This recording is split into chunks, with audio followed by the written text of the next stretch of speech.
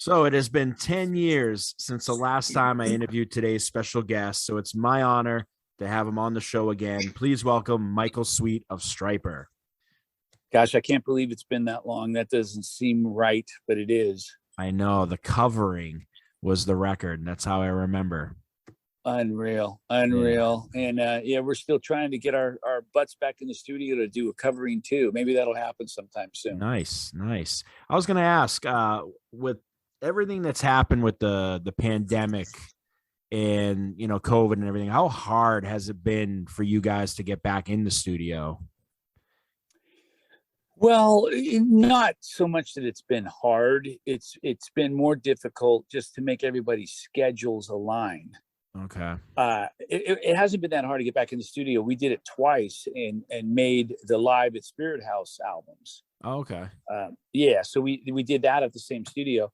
But what's been more difficult is just aligning schedules. Obviously Oz has gone through a few surgeries, and Lisa and I sold our house and moved, and we've all had different things going on that really took a lot of our time up. So that's what made it more difficult to pull everything together. Okay. And how is Oz doing, by the way? Because I know he went through the whole brain surgery, which seemed pretty scary. It seemed very scary to everyone, but it wound up, thank God, being not scary at all. Okay. And I don't take it, lightheartedly. I just say that in the sense that it wound up going the right direction, perfectly. Everything was perfect. The tumors were low grade. They got everything out. It didn't affect his skills, all that kind of stuff. So everything could not have gone better. Okay. All right. Any update? Because I know he's recovering. So any update on maybe a return? Oh yeah, he's pretty much recovered. I mean, he even went out and played not that long ago. Oh, okay. So nice. He recovered very quickly, and we had Howie sitting in.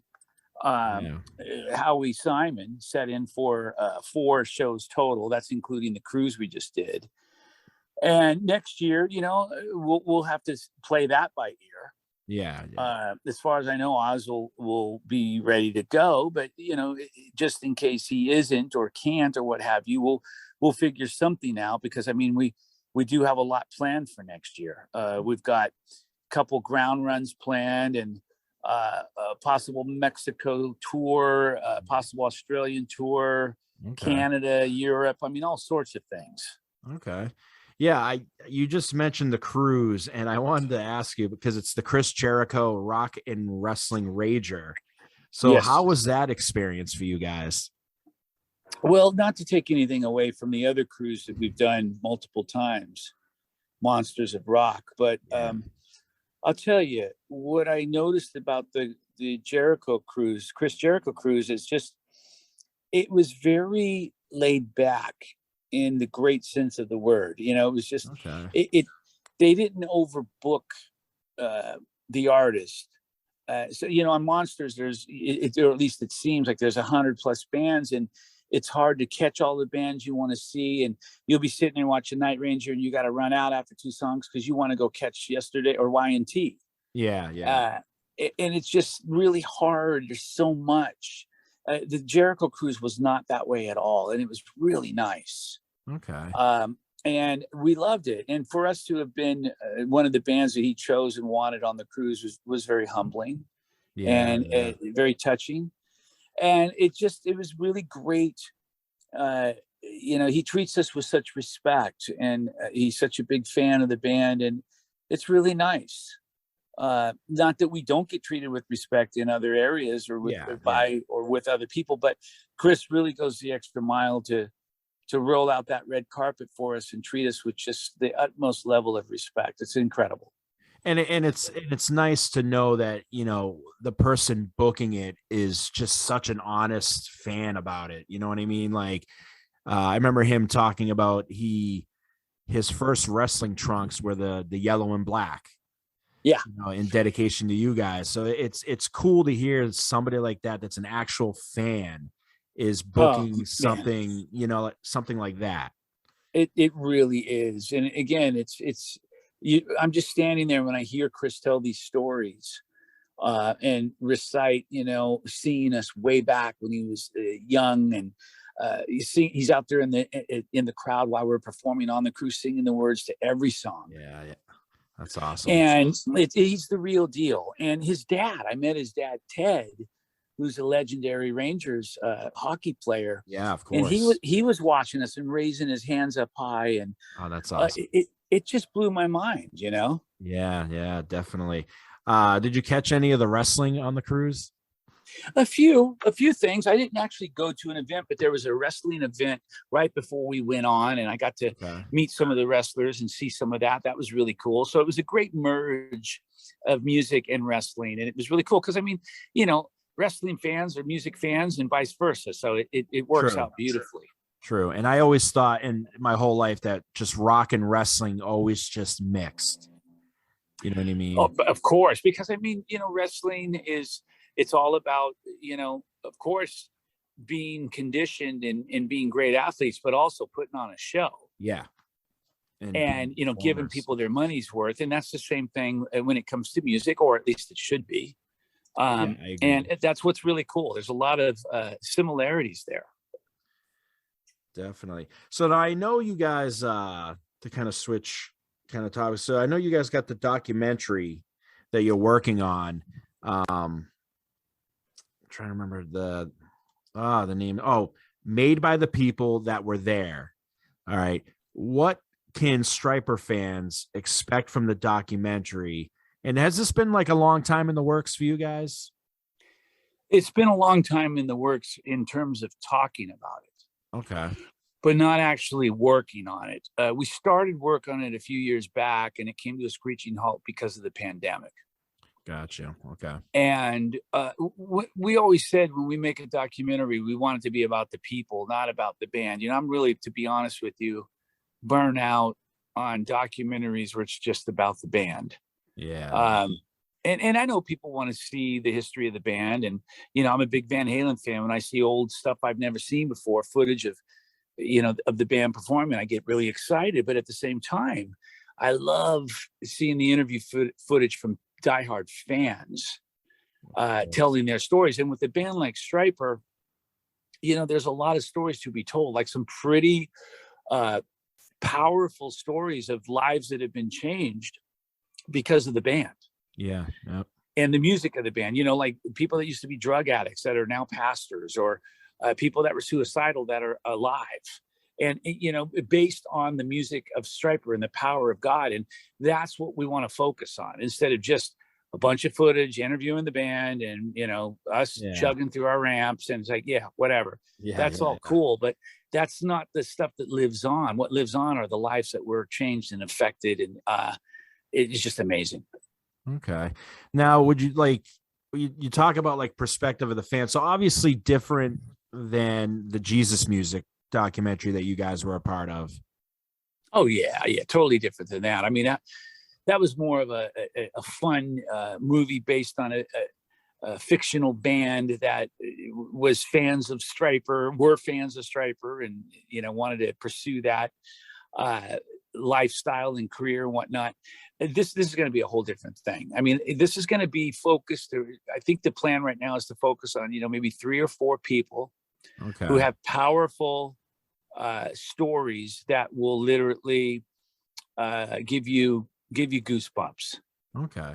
When you hear their stories, you're going to say, wow. And it's based on Stryper, because they saw Stryper, and having seen Stryper, it changed their lives for the better.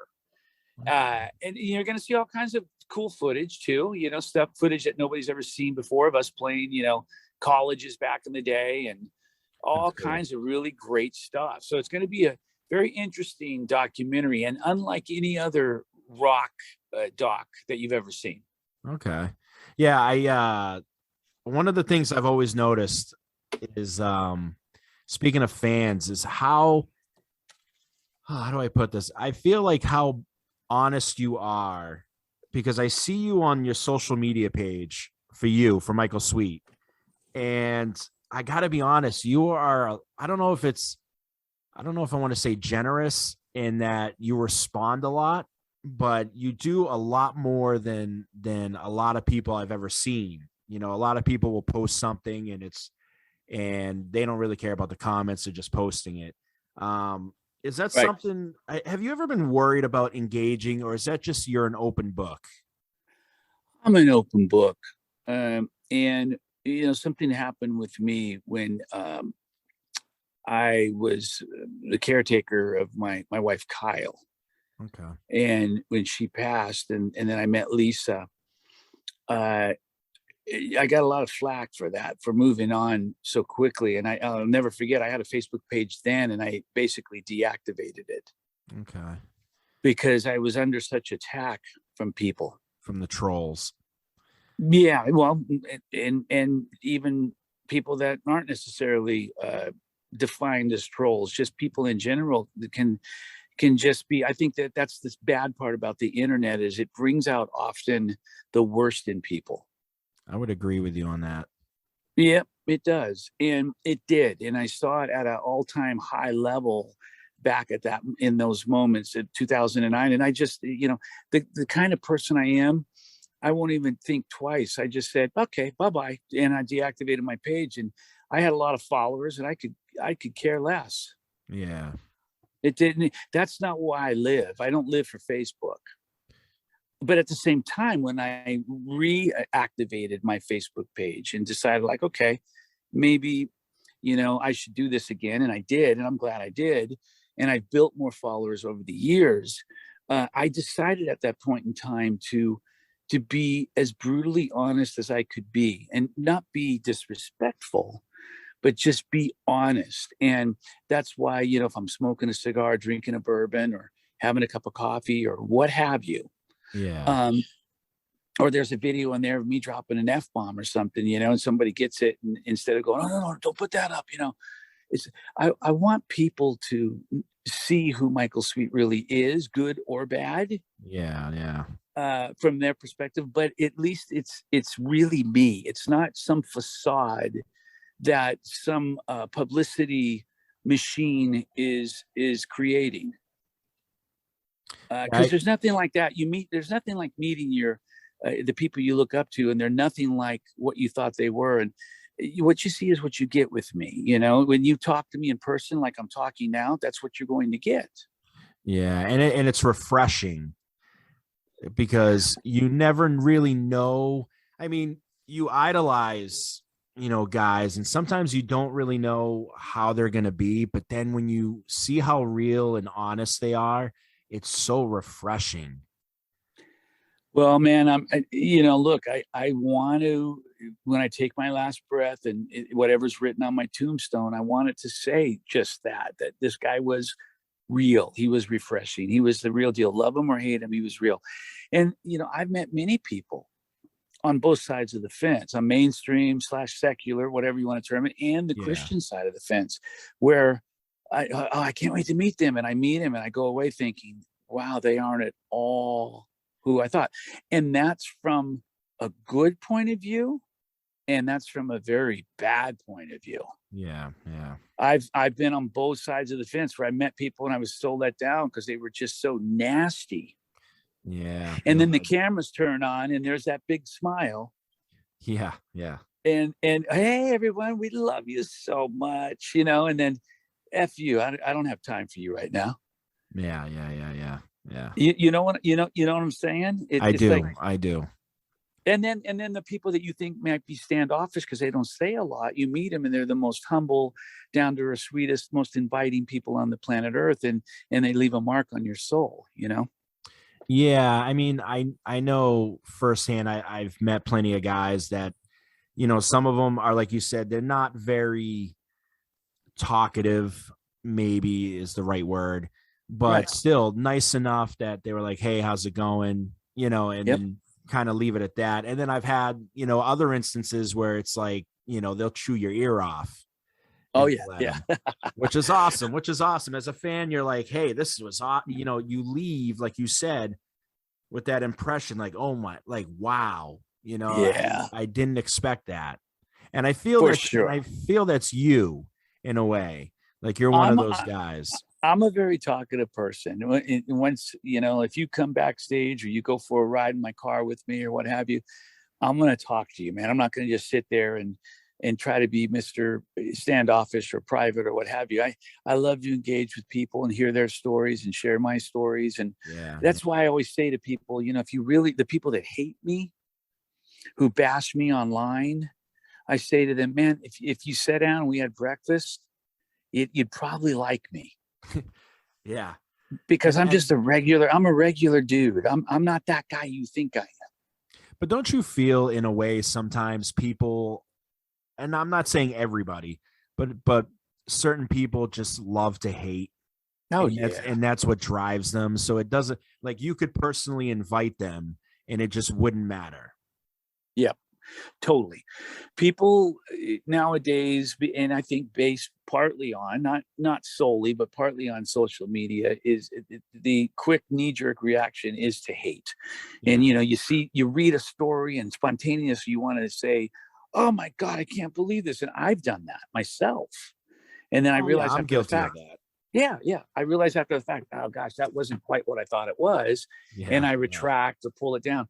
But I think that's the world we live in. And people fuel hate.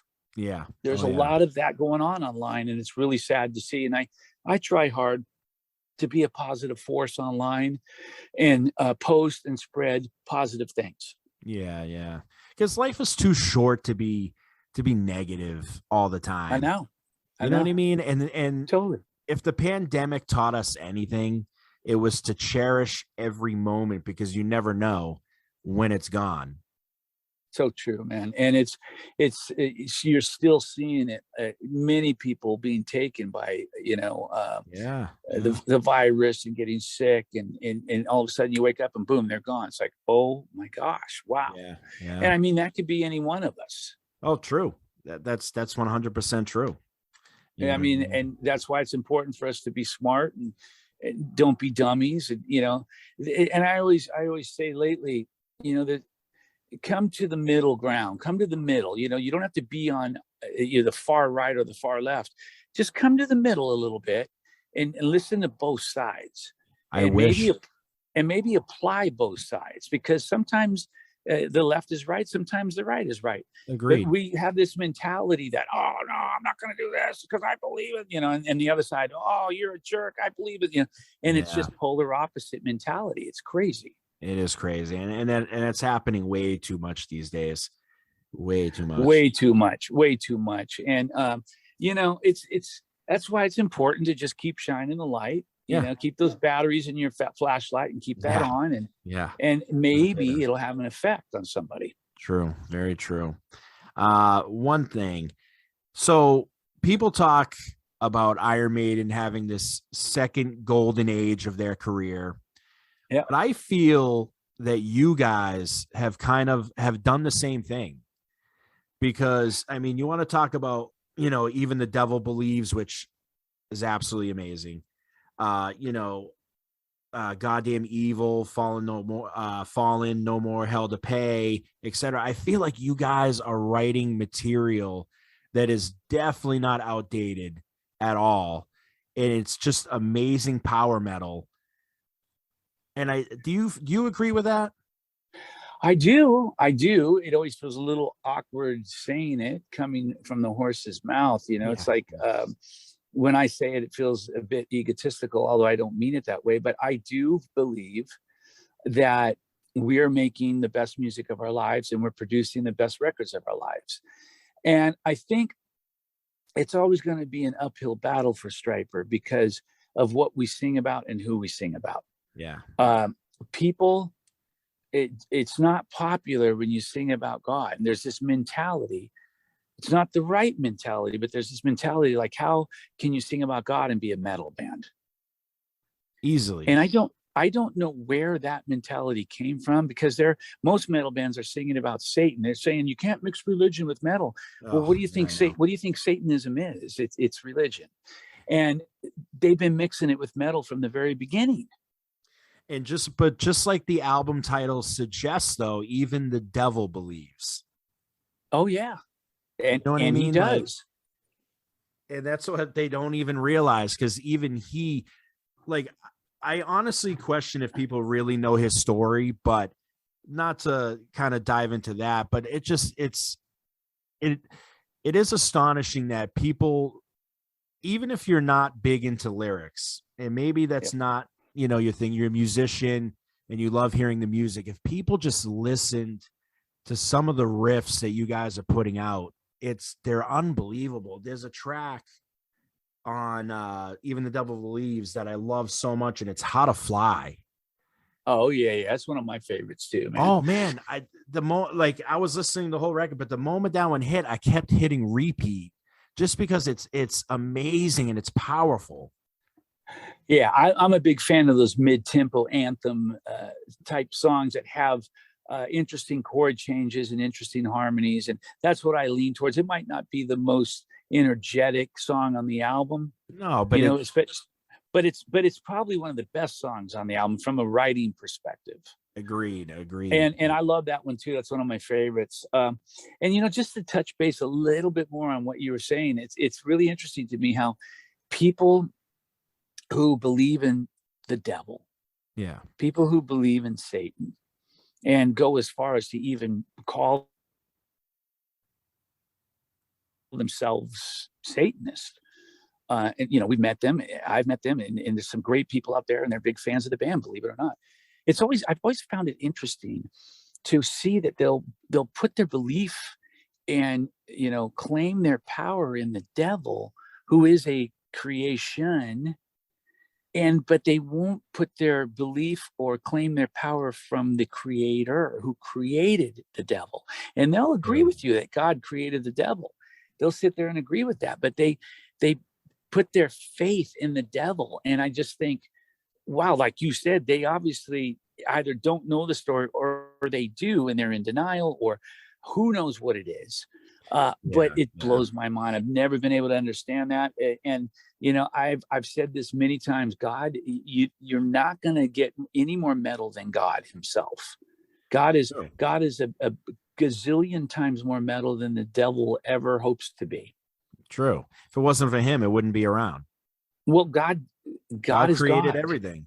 He's the ultimate and almighty, and it's like he is metal. And when you say that to a diehard metal fan, they'll look at you like you're crazy and laugh their asses off and say, okay, yeah, whatever, dude. But it's true.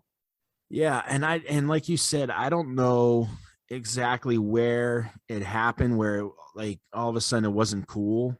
You know what I mean? Like, yeah. But I mean, because I think it's from a rebellious standpoint, right? Oh yeah, for sure. Yeah, being like claim it like, oh, Satan and whatever. It's because you feel rebellious. You know what I mean? And everybody wants to be a little bad. Absolutely. And the thing I've said about that too recently is you're not going to find a more rebellious group of guys than Stryper. Yeah. And it meaning we've rebelled against everyone else. That's what I'm saying. You rebelled against the norm. Yeah, we rebelled against the norm, and we did things our own way. And there isn't any other band like Stryper, but there's a gazillion bands like Slayer. Yeah, of course. And it's true. It's just, another one continuing the same, stories over and over again. Yeah. Anthrax, Slayer, all these bands that are great, and people love them and respect them. But there's 1,000 bands like that. Yeah. Some worse than others, some better than others. But there isn't any other band like Stryper. And if there is, let me know who that is. I'm curious to know. Yeah. Well, one of my favorite quotes was from this. I watched this guy on YouTube called Razor Fist, and he covered you guys. And I remember him saying this comment that, if you put aside the lyrics and just listen to the music, he goes, these guys are probably the premier power metal band of all time. Like, they were power metal before power metal was cool. Well, and it's funny when I hear him talk, because I've seen that multiple times and shared it before. When I hear him talk, even though, he drops F-bombs left and right, which I don't have a problem with, but he's a very articulate speaker Oh, and really articulate. very well read speaker and a brilliant guy. Yeah, I agree. He's no slouch. No, definitely. He And knows his material. That's the he thing. knows his material, and not just about Stryper, but any other great metal band out there. And he's not afraid to say it. Yeah, I know. Which I admire a lot about him. Pretty cool. It's pretty cool because see, I think that's the problem a lot of times with Stryper fans, closet Stryper fans, or people that say or claim that they hate Stryper, is they just don't understand us. But when you really break it down, you listen to our songs. If you were to take our songs with those people and remove the lyrics and put lyrics in there about what they want to hear, they'd probably be the biggest Stryper fans on the planet. Oh, yeah, agreed. 100%. All of a sudden we'd be cool, I know. because we worked our butts off on everything we do, and guitar solos, harmonies. And, I don't think anybody can say with a straight face that we suck, although we hear that all the time. Yeah, but it's probably because they're next to somebody who's a Slayer fan and they're saying, yeah, Stryper sucks. Sorry. Exactly. It's like when you see a movie and there's, three guys standing there and they're like, dude, come on, man. You don't like Loverboy, man, do you? And everyone's looking at him like, whoa, what's he going to say? And he goes, yeah, no, of course not. And then he goes home and puts on Loverboy, That's awesome. And yeah. It's the same kind of mentality. It's like, I think a lot of times they're afraid to say that they love Stryper. True. Stryper it's a rock show, man. If you come and see us, give us the time of day, I think you'll be impressed. You have a great time, and we'll definitely hit you right between the eyes with a great show. And listen, I always tell people this because the last time I saw you guys, I believe, was Showcase Live in Foxborough. Oh, yeah. And I remember I was so embarrassed because I think you were playing Loud and Clear. Yep. And you guys are going through it, and you stopped it and you say, hey, how many of you guys know this song? Right. And, people raise their hands. All right. Who doesn't know this song? And I was like, I didn't remember the lyrics. That was the problem. So right. I raised my hand and felt so embarrassed because I was the only one that had my hand raised. I'm like, oh God, like, what am I doing? Wow. Hey, man, it's one of those songs. First of all, that song goes back to the very beginning, the first album. Yep. And even though we play that song a lot, it's more of an obscure song. But it's not a very well-known song. It didn't get any airplay. It didn't, no video, so it's definitely not one of the more popular songs, but yet live, it's fun to play and it goes over very well live always. True. But the thing is like diehard Stryper fans that are there know that song. Oh yeah. You know what I mean? Like I thought it was cool because I know To Hell with the Devil and anything from Soldiers Under Command, but like everybody's singing loud and like they know that song, and I was like, man, I'm not that cool. Hey man, it's all good. No worries. And that's the fun part of having a show like that is, talking to people and engaging with people and the different reaction and response from everyone. I love that. So cool. Yeah, definitely. One last question for you. You worked with George Lynch and Tracy Guns, which is interesting, in the past. How amazing were those experiences? And is there anyone you would love to work with in the future? Well, I always talked about, first of all, amazing working with George and with Tracy. Yeah. And I always consider it a very humbling experience for me because who am I? I'm nobody. I'm just some guy who was very fortunate to make it in this crazy business, if you will. Yeah. And the fact that they want to work with me is truly humbling for me. And I question and think, well, why? I have no idea, but I'll take it. That's great. Yeah. But for me to be able to work with them, because I look up to these guys, I respect them as musicians. And for me to be able to work with them is, I'm a big fan. So it's like a kid in a candy store seeing all the candy, and I've got like $100 in my pocket, Yeah. and I can buy whatever I want. So it's just that same kind of feeling, like a feeling of excitement. So it's an honor. I'm doing another album with George. He just sent me a bunch of music. We were on the phone last night Oh, talking nice. about stuff, and we're working on that now. Okay. And then regarding who I would want to work with, I always wanted to work with Eddie. Obviously, Yeah. Yeah. that's not going to happen this side of heaven. Yeah. Yeah. Uh, and guys like I really respect guys like Rob Halford Oh, wow. Okay. as a vocalist, Steve Perry, Neil Sean, Nice. Okay. Michael Schenker. Of course. There's so many great guys out there that really influenced me. I got to work with one of my influences, which was Tom Scholz in Boston. Yeah, I remember that. I do. So that came to pass, so that was pretty cool. So who's to say it can't or won't happen again? Maybe it will. We'll see what happens. But it's so fun because it's like you're like, whether you don't want to admit it, you're a great guitar player. Because I've seen it live, but it's fun to see, like, kind of two guys from sort of two different, walks of life in metal, and just come together and create something that amazing. It was beautiful.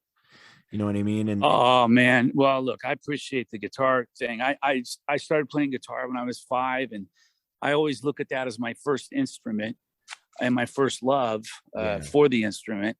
But I don't really get the proper credit as a guitar player, which is fine, because I get it. I'm in a band with another great guitar player.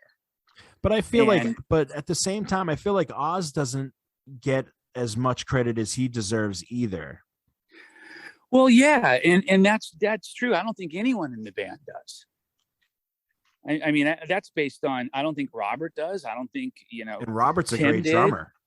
Robert's a great drummer. He doesn't get the proper credit. I don't think any of us do. Yeah. But me especially, and I can only base that on what I hear every night at every single show. People come up to me in front of Oz, Rob, they all hear it and say, "We didn't know you played guitar." Really? All the time. Wow. All the time. And all I do now, I used to kind of get a little frustrated about it. Now I just laugh. Because it's actually become somewhat comical. It's funny. I mean, because I say to them, I say, "You've seen the Free video, right?" "Oh yeah, it's one of my favorite videos." And then I say, "What am I playing in the video?" Yeah, it's definitely not the ukulele. "You're playing a guitar." "Well, but you just said you didn't know I play guitar." I know, which is astonishing. Like, how? It's weird. Yeah. I mean, that's like, and going I think I could only liken that to Oz is, on all the descriptions on the albums, it'll say, Oz Fox guitar, Michael Sweet vocals, back in the old days anyway. Yeah. I think people just kind of assumed Oz is a guitar player and I'm the singer, and they're surprised when they see that I play guitar, I know, but you guys have that twin guitar attack sound to you. You know what I mean? Like the very Judas Priest, you can hear it. We always have, man, from day one, everything. We've always been a dual guitar band. We split up all the solos. We do all harmony stuff. I mean, we're a very 2-guitar band. And that's why even more so, it blows my mind when diehard fans say, "Man, we had no idea how much you play guitar till we saw you tonight." And I look at Lisa or Robert or whoever's next to me, and I just say, "There you go." I know. Well, hopefully now, like, people will finally figure it out that Michael Sweet, yes, does play guitar. It really doesn't matter, because I think most people know who I am and know Stryper and know what we're doing and what we've done. And, it doesn't matter in the grand scheme of things. What does matter is, did a lyric have a positive effect on you? Did it help you through a tough time? Did it pull you out of the dumps? That's what matters to me. Yeah, definitely. I agree, because music is so powerful in that it can help heal in ways like I didn't even know, existed. For sure. And that's what it's all about. And that's what it should be about. That's why I get so bent out of shape when I see these bands. And I know we live in a free world, free country, freedom of speech, but I see these bands singing lyrics and doing things on stage that are so degrading and bringing people down, Yeah. or creating violence, or encouraging people to do bad things. It's like, it just blows my mind. Yeah, I know, but you know what? Usually that's not the music that lasts forever. Right. It's a Yeah. fad. Thank It's a God. rebellious fad, Yeah, and it I know. goes away. I know. I get it. But man, I just think whatever we do on this planet Earth, whether it's music or, you own a restaurant, you're a cop, you're a doctor, whoever you are, whatever you do, we should all be there for one another, encourage one another, and help one another, because we're all brothers and sisters. As corny as that might sound, it's true. No, it is very true. We all come from the same place, and we're all going to the same place. Well, Hopefully. relatively speaking. Yeah. Hopefully. And it's important for us to be good people. Yeah, because I mean, you want to leave a lasting impression, and if you're going to leave a lasting impression, make it a good one. Exactly. All right. Exactly. Well, thank you so much for coming on. I appreciate it. Hey, brother, thanks for having me, man. Great talking to you again. And let's try not to make it 10 years. Okay. All right. Definitely sounds good.